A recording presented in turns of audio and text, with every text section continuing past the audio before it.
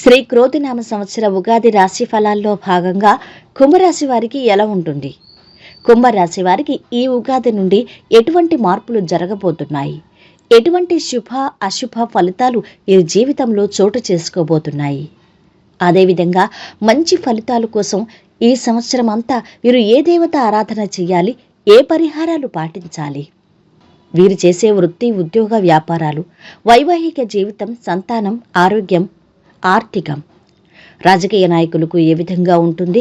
అదేవిధంగా వ్యవసాయదారులకు, కళాకారులకు, కుంభరాశి స్త్రీలకు, వీరందరికీ కూడా అసలు ఈ ఉగాది నుండి సమయం ఎలా ఉంటుంది?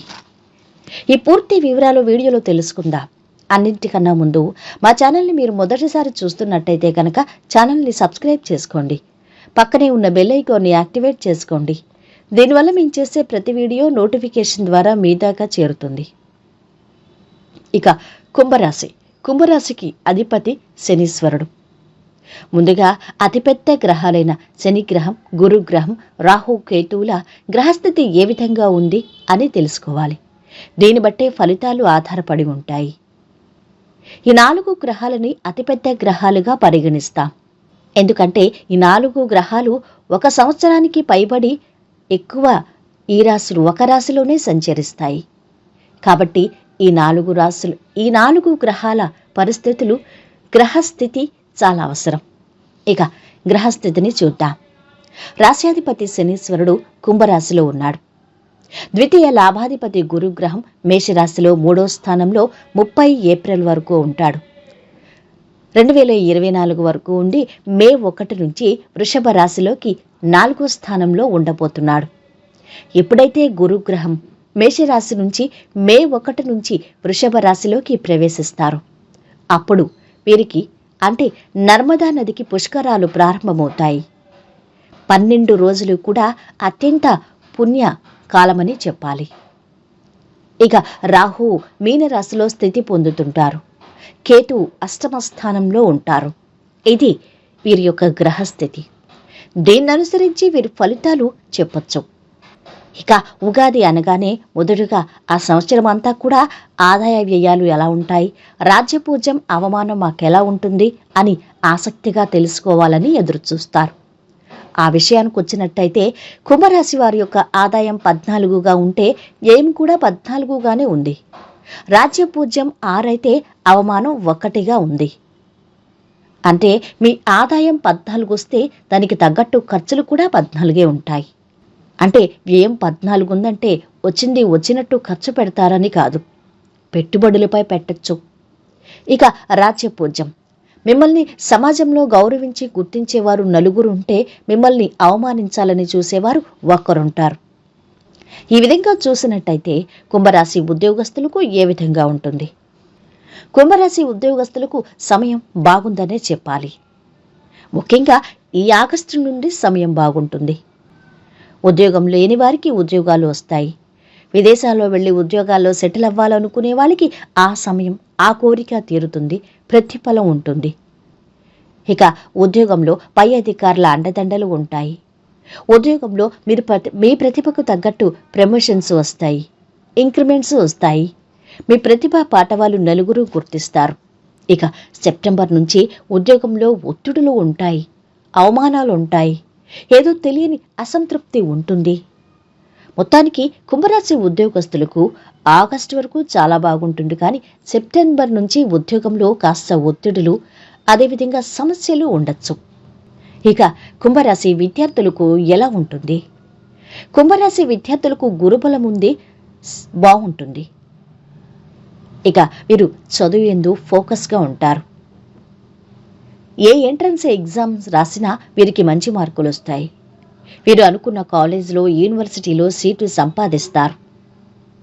అయితే ఈ సెప్టెంబర్ నుంచి విద్యార్థులకు విద్య యందు డైవర్ట్ అయ్యే అవకాశాలున్నాయి. ఎందుకో ఫోకస్ తగ్గుతుంది. అదేవిధంగా విదేశీయానాలు చేయాలనుకునేవారు, విదేశాల్లో విద్యను అభ్యసించాలనుకున్నవారు, కోర్సులు నేర్చుకోవాలి అనుకుంటున్న వారికి మాత్రం బాగుంది. మొత్తం మీద కుంభరాశి వారికి సెప్టెంబర్ నుంచి మాత్రం కాస్త జాగ్రత్తగా ఉండాల్సింది. విద్య యందు ఫోకస్ పెంచుకోవాలి. ఇక వ్యాపారస్తులకు ఏ విధంగా ఉంటుంది? కుంభరాశి వ్యాపారస్తులకు అనుకూలంగా ఉంది. ఒక విధంగా చెప్పాలంటే వీరికి ఆగస్టు వరకు బాగుంది. వీరు చేసే వ్యాపారాలు బాగుంటాయి, లాభాలను గడిస్తారు. ముఖ్యంగా పెట్టుబడులు పెట్టే విషయంలో మాత్రం జాగ్రత్త. లాంగ్ టర్మ్ పెట్టుబడులు పెట్టేటప్పుడు జాగ్రత్తగా ఉండాలి. ఇక ఎగుమతులు, దిగుమతులు, హోల్సేల్, రీటైల్ ఈ రంగంలో బిజినెస్ చేసేవారికి బాగుంది. ఇక ఈ సంవత్సరం నవనాయకుల్లో అధిపతి కుజుడు. కుజుడంటే ధరణీపుత్రుడు, శక్తికి కారకుడు, భూకారకుడు. కాబట్టి భూములు, బిల్డింగ్ మెటీరియల్స్, సిమెంటు, కంకర, ఇనుము ఈ వ్యాపారాలు చేసేవారికి సమయం చాలా బాగుంది. రియల్ ఎస్టేట్ వ్యాపారాలు చేసేవారికి చాలా బాగుంటుంది సమయం. ఇక వెండి, బంగారు, నగల వ్యాపారం చేసేవారికి కూడా ఈ సంవత్సరం బాగుందనే చెప్పాలి. మొత్తం మీద చెప్పాలంటే ఆగస్టు వరకు వీరి వ్యాపారం 3 పూలు 6 కాయలుగా కొనసాగుతుంది. తర్వాత నుండి కాస్త మిశ్రమ ఫలితాలే ఉంటాయి, జాగ్రత్త. ఇక వ్యవసాయదారులకు ఏ విధంగా ఉంటుంది? దేశానికి వెన్నెముక రైతు, రైతే రాజు. ఇక ఆ రైతులకు ఈ ఉగాది తెలుగు సంవత్సరం వీరికి ఎలా ఉంటుంది? వ్యవసాయదారులకు 2 పంటలు చేతికొస్తాయి. అయితే మొదటి పంట ఎక్కువగా దిగుబడి ఉంటుంది. మొదటి పంటతో ఎక్కువ లాభాలుంటాయి. అయితే రెండవ పంటలో మిశ్రమ ఫలితాలుంటాయి, పర్వాలేదనిపిస్తుంది. ఇక కౌలు రైతులకు పరిస్థితులు బాగున్నాయి. చేపలు, రొయ్యల చెరువులు చేసేవారికి పరిస్థితి బాగుందని చెప్పాలి. మొదటి పంట చేతికొస్తుంది కాబట్టి గతంలో తీసుకున్న అప్పులు, లోన్స్, రుణాలు అన్నీ తీరుస్తారు. కుటుంబంలో శుభకార్యాలు చేస్తారు. ఇక పౌల్ట్రీ, కోళ్ల రంగంలో ఉన్నవారికి సమయం బాగుంది. ఇక కుంభరాశి స్త్రీలకు ఏ విధంగా ఉంటుంది? ఈ సంవత్సరం కుంభరాశి స్త్రీలు జీవితంలో ఒక స్థిరత్వాన్ని పొందుతారు. మీ మాటకు విలువ పెరుగుతుంది. అంతేకాదు విలువైన వస్తువులు, బంగారు ఆభరణాలు కొనుగోలు చేస్తారు. మీ పేరు మీద ప్రాపర్టీస్ కూడా కొనుగోలు చేసే అవకాశాలున్నాయి. ఇక ఉద్యోగస్తులకి ప్రమోషన్స్ ఉంటాయి. కుంభరాశి స్త్రీలు ఎవరైతే ఉద్యోగం చేస్తున్నారో వారికి ప్రమోషన్స్ ఉంటాయి. అయితే కుంభరాశి స్త్రీలు మీరు మాట తీరు సరిచూసుకోవాలి. ఎవరితోనూ వాదనలకు దిగొద్దు, ఆవేశాన్ని తగ్గించుకోవాలి, నలుగురిని కలుపుకుపోవాలి. ఇక కుంభరాశి స్త్రీలు ఎవరైతే ఉన్నారో వివాహం కాని వారికి ఈ సంవత్సరం వివాహం జరిగి తీరుతుంది. సెప్టెంబర్ నుంచి సమయం బాగుందనే చెప్పాలి. ఇక కుంభరాశి కళాకారులకు ఏ విధంగా ఉంటుంది? కుంభరాశి కళాకారులకు బాగుంది. అయితే అవకాశాలు వస్తాయి కానీ ఆదాయం పర్వాలేదన్నట్టు అనిపిస్తుంది.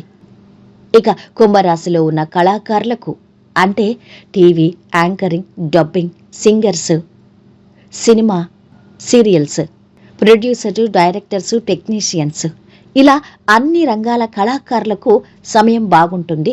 అవకాశాలు వస్తాయి కానీ ఆదాయం పర్వాలేదనిపిస్తుంది. మీకు రావాల్సిన అవార్డులు, రివార్డులు మీకు దక్కి తీరుతాయి. ఇక రాజకీయ నాయకులకు ఏ విధంగా ఉంటుంది? కుంభరాశి రాజకీయ నాయకులకు మిశ్రమ ఫలితాలుంటాయి, జాగ్రత్త. అదేవిధంగా రాజకీయాల్లో ఎక్కువగా డబ్బును ఖర్చు చేయటం కోసం మీరు ఆస్తులను కూడా అమ్ముకునే అవకాశాలు కనిపిస్తున్నాయి. ఇక మీతో నమ్మకంగా ఉంటూ మిమ్మల్ని మోసం చేసేవారు కూడా ఎక్కువగా ఉన్నారు. ఇక ముఖ్యంగా సెప్టెంబర్ నుంచి ఎక్కువగా జాగ్రత్తగా ఉండాలి. ఇక మీ తల్లిగారి యొక్క ఆరోగ్యం బాగుంటుంది. వాహన విషయాల్లో కూడా సమయం బాగుంది. సంతాన విషయంలో అనుకూలంగా ఉంది. సంతానం లేని వారికి సంతానం కలుగుతుంది. ఇక మీరు చేయవలసిన దేవతారాధన, గణపతిని ఆరాధించాలి. కుక్కలకు పెరుగును, పాలను అందించాలి. సాధువులకు సహాయ సహకారాలు చేయాలి. అంతేకాదు శని వక్రగతలు ఉంది కాబట్టి శనికి తైలాభిషేకాలు చేయాలి. శనివార నియమాలు పాటించాలి. ఇక నడక, వ్యాయామం, యోగా ఇటువంటివి అలవర్చుకోవాలి. ఈ వీడియో నచ్చితే లైక్ చేసి షేర్ చేయండి. మరిన్ని వీడియోస్ కోసం ఛానల్ని సబ్స్క్రైబ్ చేసుకోండి.